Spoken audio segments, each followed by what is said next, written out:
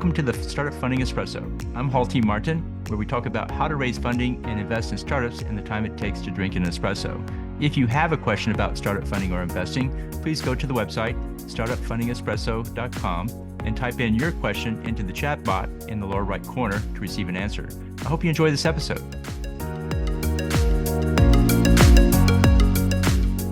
Hello, this is Hall T. Martin with the Startup Funding Espresso, your daily shot at startup funding and investing. Grant applications are complex and come with many challenges. Here's a list of common mistakes in applying for a grant.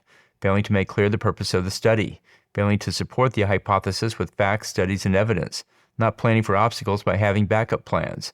Lack of data to support the proposal. Failing to display knowledge of the current research and how your study fits into it. Using acronyms and jargon rather than plain English. Failing to define the research methodology and how you plan to carry out the research. Not connecting your project to the current list of topics the grantor is seeking. Using a title that is misleading or uninteresting. Failing to succinctly summarize the research to be done in the abstract.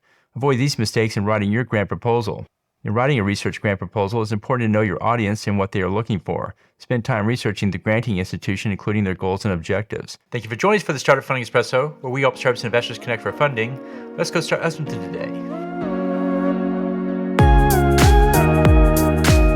Hall T. Martin is the director of Investor Connect, which is a 501c3 nonprofit dedicated to the education of investors for early-stage funding. All opinions expressed by Hall and podcast guests are solely their own opinions and do not reflect the opinion of Investor Connect. This podcast is for informational purposes only and should not be relied upon as a basis for investment decisions.